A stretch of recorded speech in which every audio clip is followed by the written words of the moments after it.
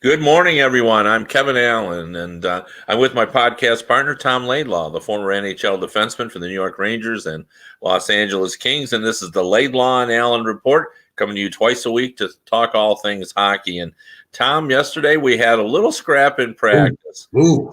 Yeah, and big name players. I want to say veteran players, Jonathan Toews and Duncan Keith, and this is always the nice thing about having a former player on a podcast is you can explain how that happens and maybe give us your own personal history and all those things. It was funny watching the video, and it reminded me of a lot of the old stuff.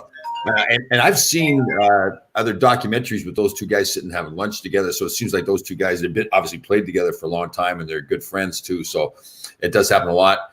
I look at it. I don't know the details that there's two competitive guys. Obviously, they're not, they played at the top level before, win the Stanley Cups together, and now they're not there right now, right? So they're still probably frustrated. They're at the end of their careers. They want to be doing better than they are. And does somebody say something to somebody else? It's just a bad mood. And the two of them go, it didn't seem to be too bad. It was separated pretty easily. But it was funny thinking back about some of the things that I've been involved with and other teams I've been on with some pretty nasty stuff. I remember playing with the Rangers, and two great teammates. I don't think they'll mind me telling the story, but George McPhee, who's the general manager now in Las Vegas, and Steve Richmond, who's a scout, I think a head of player development with the Washington Capitals. So at the time, we were all teammates together here with the Rangers, and we're at Rye Playland where our practice was. And back in those days, we didn't wear a helmet in practice. And George McPhee was known as one of the toughest guys pound for pound in the National Hockey League, probably ever. If a small guy, he could take on anybody. And Steve Richmond was, I wouldn't say like a heavyweight, but he wasn't going to back down from anybody either. We were in practice. Again, we were in a bad mood. We were playing terrible. We were doing some contact drill, and they get tied up together. And they were friends at the time. We were all a pretty tight team, but those two guys were really tight. They were friends with each other.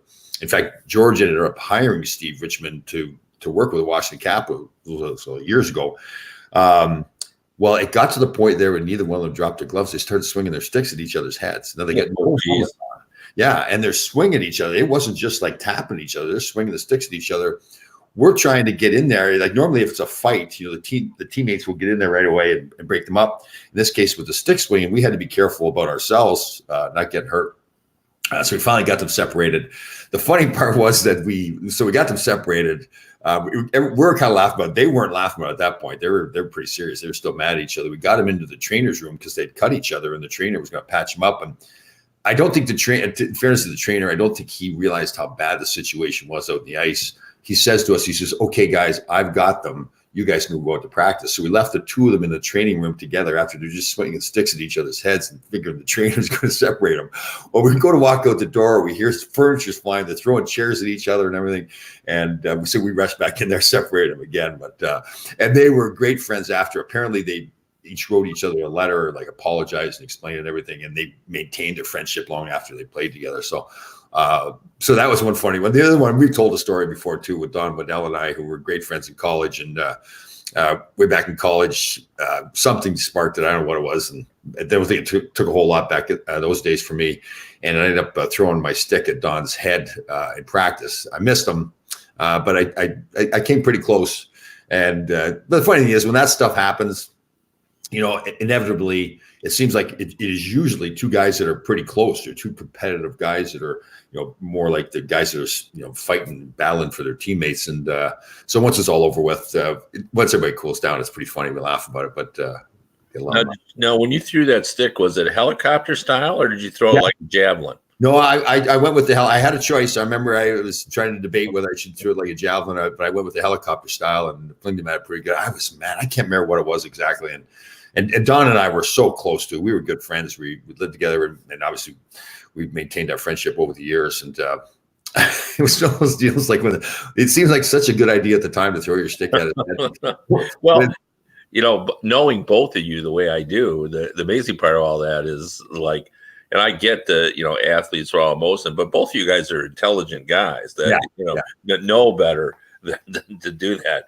And I just can't imagine you two having seen you together now that you would be mad at each other. But one of my old college coaches got in touch with me, an assistant coach, And I didn't know the story, but he started telling old stories and everything. And he told me that there was times like I was so driven when I was in college, and I didn't know how to control myself and everything. And I was so driven to make it to the NHL. I get frustrated with myself and everything.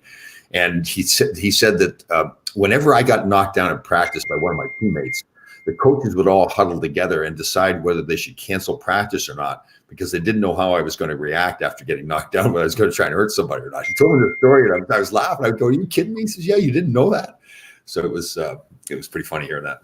Now, when you and what was the impact of the McPhee-Richmond fight on the team? And do you kind of choose sides? Is there a Richmond camp and a McPhee camp, or how would that have worked? Typically, when something like that would happen with us, and I remember that situation, it was more like, okay, we need to there's a little bit of time here, maybe like the 24-hour rule where you don't say anything.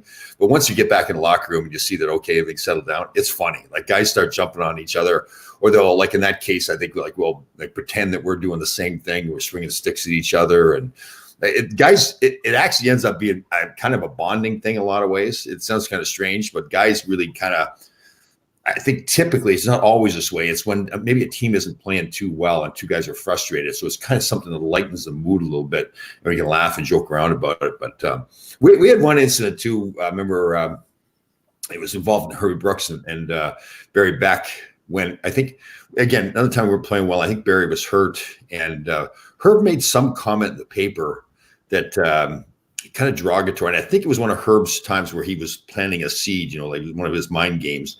And he was trying to get Barry mad.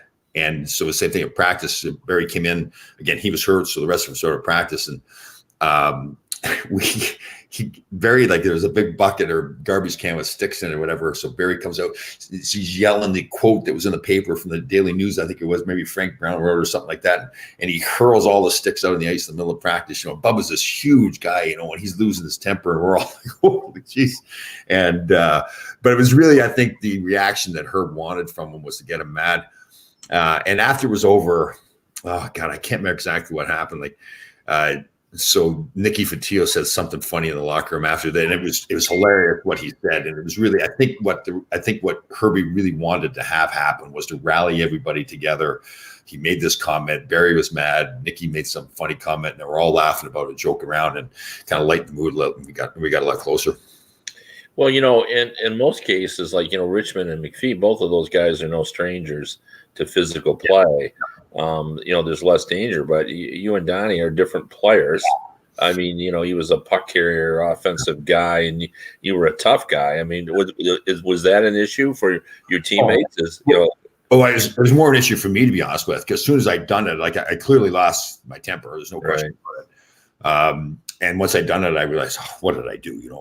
Don's not a fighter, right? He's not a fighter at all. It's not like he's going to stick up for himself. And again, him and I were friends. And to be honest with you, the situation of why I did it, I think we were doing some skating drill or whatever, and I didn't think the guys were working hard enough. For some reason, I targeted Don. I can't remember exactly what it was. So yeah, as soon as I threw the stick, I realized what an idiot. I think I apologized to him and the team after it was done, because I knew what I'd done was so wrong. So, but. I saw Brian Burke called what happened. He said, a fight between teammates isn't catastrophic. In fact, he called it possibly therapeutic. For the Blackhawks. Can you see that as well? That the team can kind of come together because of the bonding that occurs afterward and everybody joking around about it. Absolutely. If you've got the right locker room, it is kind of a test of your locker room.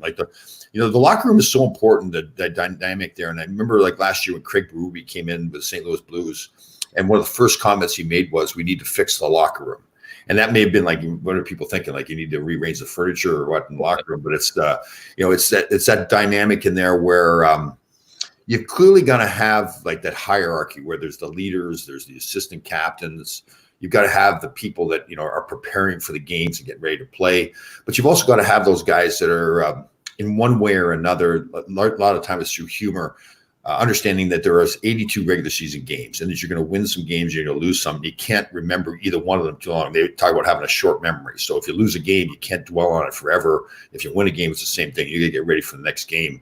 And that's important. That happens in the locker room. That's the leadership group. That's the followers, the character guys.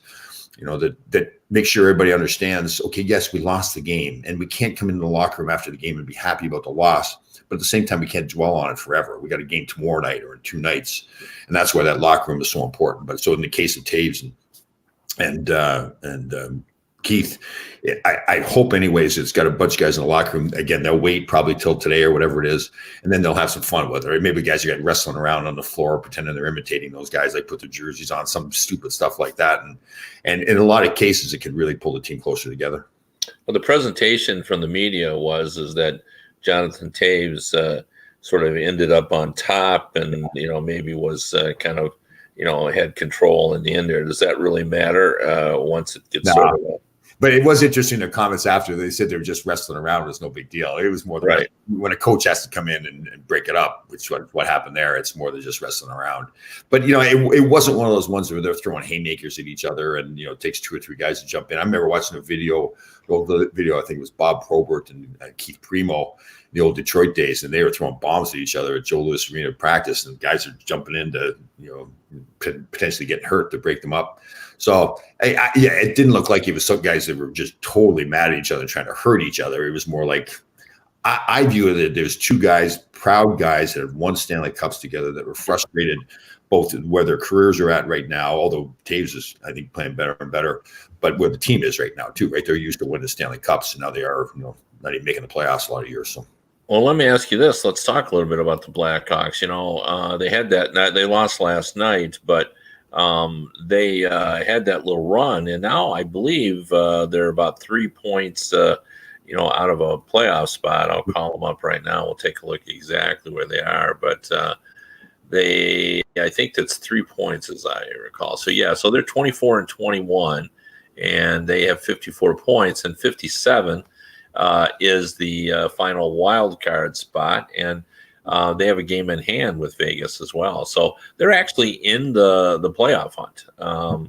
It was interesting too, after that, battle on the ice in practice, Robin Lehner, who wasn't present, commented on Twitter that it seemed to suggest he was happy to see the, passion and fire in practice. Yeah.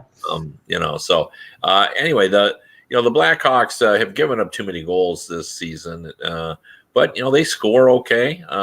Do you think they can make the playoffs? Yes, I do. You know what? And to Robin Lehner's point there, the passion they're showing. The flip side of it, and we were critical of the San Jose Sharks in the last podcast where we talked about how they appeared in some of the comments, particularly that Erik Karlsson made, that they'd kind of given up on the year, where Chicago hasn't. Like that, even with this little fight in practice, it kind of shows that these 2 proud guys and they're not liking where they're at right now with their team. So they want to be better. So I like them. I think they're a scrappy team. Is it guaranteed they're going to make it in a playoff spot? Obviously not, but I like them. I think they've got a chance of really going on, get on a little bit of a run here and really be a contender to get in the playoffs. Well, what I like as well, and I mentioned this last podcast, is they're right behind the leaders, and they don't have 7 teams to sort of fight through. That becomes problematic because if you got 7 teams in front of you on any given night, 3 or 4 of them are going to win, which makes it hard, which makes it put you in a position where you've got to win 8 or 9 in a row just to sort of stay in the hunt. Yeah. So I think the Blackhawks too, and the consistency of Patrick Kane is so important to that team, and really has been a primary reason why they are where they are. Like he plays hard every game, and he's productive, and he's continued even when they started to spiral downhill. Patrick Kane was still lighting it up. He's just an incredibly consistent player. I remember years ago doing a piece on him it was actually going into the Olympics when I said he was America's best player, and Ken Hitchcock said that what he admired most about Kane was not his skill, which is significant, but the fact that he's just a competitor. Like he said, you don't ever go into a game thinking, well, I hope Patrick Kane has an off day, because he doesn't have them. Isn't it funny too? Like, don't you remember us talking? I felt like, anyways, when he was younger, that he was this kid that was just carefree and kind of showed up when he wanted to mentality, right? That's the sense I got from him. I mean, he got in a little bit of trouble off the ice. he's calling, Jonathan Toews Captain Serious because he's joking around. Then maybe that was unfair to him, right? Maybe he was that fun-loving guy, but he still showed up when the time to drop. Yeah, I mean, I think he is a fun-loving guy, but I do think that once he's in the arena, he's all business. There's no doubt about it. And I don't know. I don't think that Kane and Toews can run together because they're different styles of people off the ice. I mean, Toews is into his garden, and gardening. Does he like the garden? Yeah, he does a little bit. He does. He's interested in food. I think he grows some of his own food.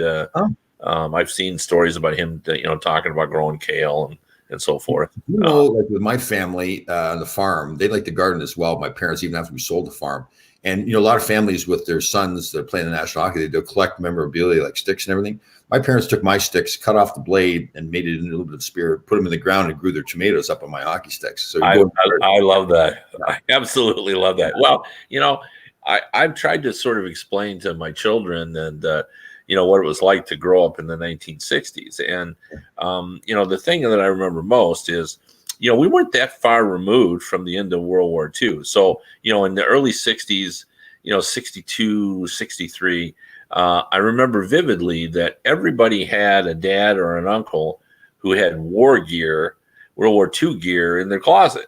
Wow. Because almost everybody fought in World War II in America. So that was still, prevalent. And so when we played Army, everybody could come out with real cartridge belts and knapsacks and, that kind of thing. My Uncle Bob, had, all kinds of gear, his helmet and everything else in his closet. I remember that. And I also remember that what a solemn event was a Memorial Day. When you went to the parade on Memorial Day, a lot of guys who were marching in it for the VFW, including my two uncles, they lost friends in the war. So, the parade was, when they blew taps at the end, when the parade ended up at the cemetery, like it was like everybody, you could hear, a pin drop because people recognized the sacrifice of the greatest generation that fought over there. And everybody had somebody who was over there. Well, the other thing I also remember that's the kind of serious moment was, in the 1960s, a lot of the people who lived in Michigan, where I grew up, had come from other states, usually rural states. My family migrated up from Indiana to work in the factories. And they were used to having land in Indiana. And so they had backyards that weren't big enough to grow gardens. So 2 or 3 families would rent some space somewhere, and there'd be a garden. And that's what I remember is my aunt and uncle, going out, it would be, 5 miles out of town, and we'd go out and there'd be this plot of land and there would be, this garden. And, we'd go out and pick tomatoes and lettuce, heads of lettuce and all that kind of stuff. Sweet corn. No, absolutely. And it was a similar thing. Like, the stakes that you tied the tomatoes to was whatever you had. Like if the croquet set wasn't getting any use, well, those croquet things became, tomatoes. So good point. Anyway, we've gotten off topic here, but I wanted to talk to you about a little bit about Kovalchuk. When he was ended up with Montreal. I know you didn't like the move. You were afraid a little bit about what it was going to mean to the locker room. I think he's played okay. 4 goals, 4 assists. He's got 8 points. But now here's the thing. The Canadians are well out of a playoff spot. Yep. I think they're 10 points or close to it out of a playoff spot. And they're not likely to get in my opinion, not in the East, not with the pace that's being set there. Yeah. So, do they move him at the trade deadline? And now have you altered your thinking? Do you think he could be of some value to? That I hate to admit I was wrong, correct? Yes. Not like that. So I'm going to admit that I was wrong. I think this is actually, I don't know if they planned it this way or not, but Mark Bergevin, the general manager for the Montreal Canadiens, I think it's a stroke of genius. They picked him up for nothing. It's $700,000 prorated. They can send him to the minors if they wanted to. So it was a no-risk deal. And now he is playing better. They're smart. They're playing him. So he's producing. And now maybe you get a draft pick for him, or maybe a prospect. Who knows down the road? Because to me, if he can continue, think of a team that wants to pick him up. Let's say Winnipeg Jets. Let's say they feel like they need another goal scorer, top 6 forward, or for some depth. And they're maybe one of those kind of sleeper teams that's good. They're going to be in the playoffs, but they're not a favorite right now. They add him, and you've got a hungry player that's on the last year of a very low contract. He plays unbelievable, scores a ton of goals in the playoffs, and helps you in the playoff run. And you give up, I don't know, you give up a 2nd-round draft pick for something like that? I mean, think Montreal wins because now they've gotten this guy for nothing. They get basically a free draft pick. And then some other team gets some guy that is totally hungry, wanting to continue his career. And Kovalchuk's happy because he's got this great opportunity. So I was wrong on the thought that maybe you shouldn't do this. I think there's a lot of upside for what Montreal did. Well, let me throw this at you. I like Toffoli for Pittsburgh, as you know, for a move. I would like to see them go after him. But what about Kovalchuk going to Pittsburgh? I don't think it would cost a lot. Totally. Like Malkin. Yeah. Move people around, a couple of Russian guys who are Russian legends. Take Kessel's place, kind of like Kessel goal scoring is gone from the 2 previously. Now that kind of guy. No, I like it a lot. And again, my concern is that I hear differing opinions, but I was kind of concerned that this Kovalchuk going to be disruption in the locker room. But if you've got a strong enough locker room, which I think Pittsburgh does, with Sidney there as a leader and guys that have been through it, I think it's kind of one of those deals. Kovalchuk comes in and says, I've got to do it their way, and that's what Pittsburgh does. Yeah, I mean, we all talk about the Pittsburgh locker room, and clearly Sidney Crosby's the guy. But I think Malkin's presence is always underestimated, and I say that because the other day the fans, very knowledgeable Pittsburgh fan base, in my opinion, and I think they felt, and maybe rightfully so, that they deserve the right to boo Matt Murray when he wasn't on top of his game. They jeered him. Yeah. And, he gave up some soft goals in their opinion. And so when he made some saves, they gave him that cheer that we're all very familiar with. Yeah. That polite, yay, clap, like, you finally made a save. Well, after the game, Murray, being the pro that he is, said, well, that's the way it is. That's the fans. They have the right to do that. But who stuck up for his goalie? Evgeny Malkin. Oh, is that right? I missed that. He did. He took the fans to task over that. Wow. And I read that and I said, good for him. Yeah. I think he's certainly earned the right to do that. And to say his piece. And he just didn't think it was very productive for what was going on out there. And it's not like I like that when a teammate does that. So if the goaltender, if Murray had done that for himself, it would have looked bad, I think. Right. Yeah, absolutely. Whining. But when your teammate does it, it's like, wow, that's pretty cool. Like the team's bonding together. We're not going to let that happen to our guy, even if we have to kind of call out our own fans. Right? That's good. I like Malkin doing that. Yeah. No, I like that. But I agree with you. I think Kovalchuk, because I don't see the price being that high. Yeah. Like, I think whatever Montreal gets out of it, if it could get a 3rd or a 4th round pick, I think they'd be fine with that, or maybe a B prospect, something like that. How about Boston?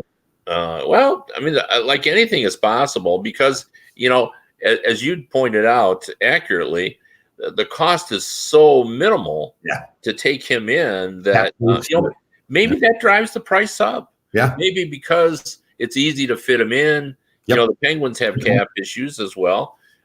They got to give a little bit more if they want to bring him in. If you think about it, if you're a team that's up against the cap, you're factoring in that you're even going to have to pick up a guy that's like a $5 million a year player, but now you can pick up Kovalchuk at that prorated portion of $700,000. So now it leaves that cap space, but now maybe you can go get another guy, right? So maybe you're right. He is more valuable because he needs that cap space for you because cap space is value, right?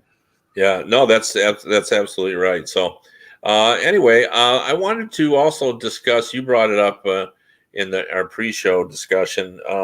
We had another incident of racial taunting Yep. And I think you know more about it than I do. So go ahead and sort of explain where we're at. Yeah, a young guy, Brandon Manning, who's with the Edmonton Oilers farm team in Bakersfield Condors. And I believe he'd gotten an issue before when he was in Philadelphia, made some comments or did something to Connor McDavid a couple of years ago too, if I remember correctly. But obviously he's in Edmonton's organization now, and he made a comment, and I don't know what it is. So I haven't even found it. I don't really think it's necessary to know. And it was a racial comment.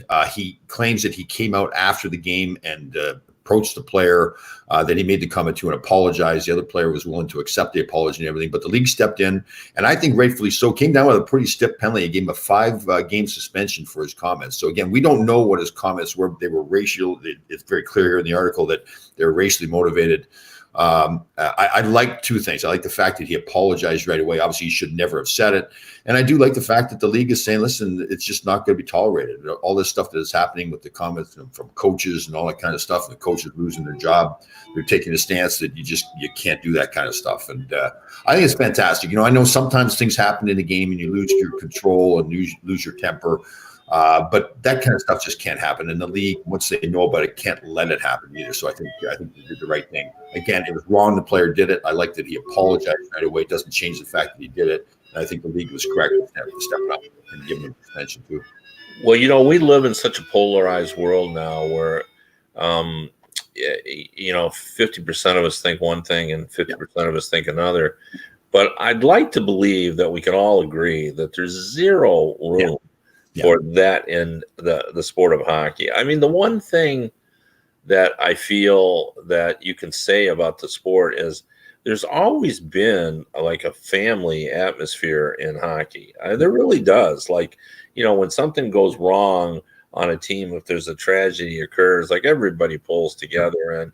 And even if your opponent has, major issues with, illness or serious, some sort of issue, that everybody sort of rallies together. And I think you're absolutely right. Like, it's just important to continue to make that statement that there's no tolerance, for this altogether. Like, we can argue about, what's a clean hit and what isn't. I mean, because that's always going to be. But we shouldn't argue about this. And it happened in the past too. Like, and I played, comments were made, and it seemed at the time like that was the culture. But looking back at it, it was never the culture. It never should have been allowed. And they're right for changing it right now. And I like the fact that the leagues, the hockey in general, is really taking that stance that, listen, that's just not going to happen in our sport. So I like it.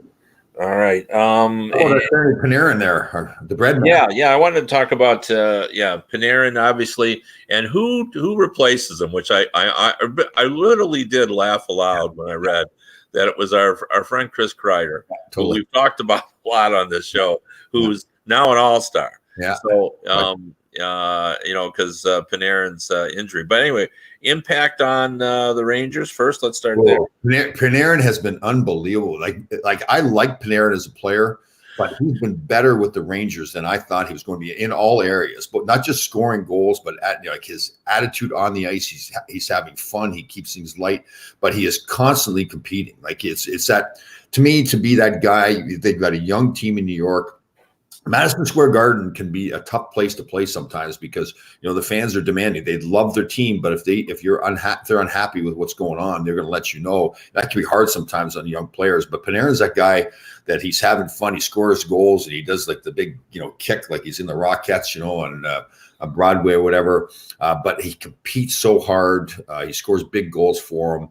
So that's going to be a big loss. Again, it's an upper body injury, is what they're saying right now. I don't know that how long it's going to be. I think I'm hoping what it is, they didn't play him last night. He's obviously not going to the All-Star game, and then they get the break after. So whatever injury it is, it gives him a lot of time here to recover. I think the Rangers is smart in the way they handled it by keeping him out of the lineup last night. But that's a huge loss for them if it lasts too long. So he does so many good things for him. But it is interesting that our guy Chris Kreider, who I like a lot, now gets selected to go to the All-Star game. So kind of ups his value even more for the Rangers if they decide to trade him. Yeah, I mean, the thing about Panarin is, to me, that's remarkable is his consistency. Like, I'm looking at his stats now. Since he's entered the league, he's had 77 points, 14 points, 82 points, 87 points, and 68 points. It's pretty consistent 75-point guy. Yeah. And in this era, a 75-point guy is an incredible player. Yeah. And not only that, too, and I know you and I talk all the time about, plus minus is, a lot depends on, so many factors. You can be a negative player and still be a great player. But, in his career, he's plus 85. Yeah. So when he's out there, the puck's generally on his stick. And that's generally, as Wayne Gretzky used to point out, if I got the puck, the other team's not scoring, that's good defense. And, so he's very, very valuable. And I think he has great passion for the game. And, this is tough. You're still, I'm a little bit doubtful, but you're trying to get him in the playoffs. And this, depending on the severity. Like last night's game was a good case that they had a lot of power play opportunities there. They had the Islanders hemmed in their end a lot of times, but they couldn't finish. And I'm not saying it's all like he's the only guy that can finish there, but that they struggled with that last night. And I think he kind of brings that. I think he brings that confidence to the team that, yes, they know they can score goals. And they were really, like last week, they played the Islanders twice to beat them, 6-2 or 3-2, and 2 good hockey games too. And he obviously played a big role in that. So it is going to hurt. I guess you always say next man up, so it gives somebody else an opportunity. But you don't want, I still think, yes, they get it. There's 2 losses they had against Columbus, and the loss last night's really going to hurt them because I really thought they were starting to get on a roll here a little bit, but hopefully get him back soon. All right. That'll wrap it up. You've been listening to the Laidlaw and Allen Report. I'm Allen. He's Laidlaw. We'll be back next week. One last thing. Happy birthday to Kevin Allen. Thank you very much.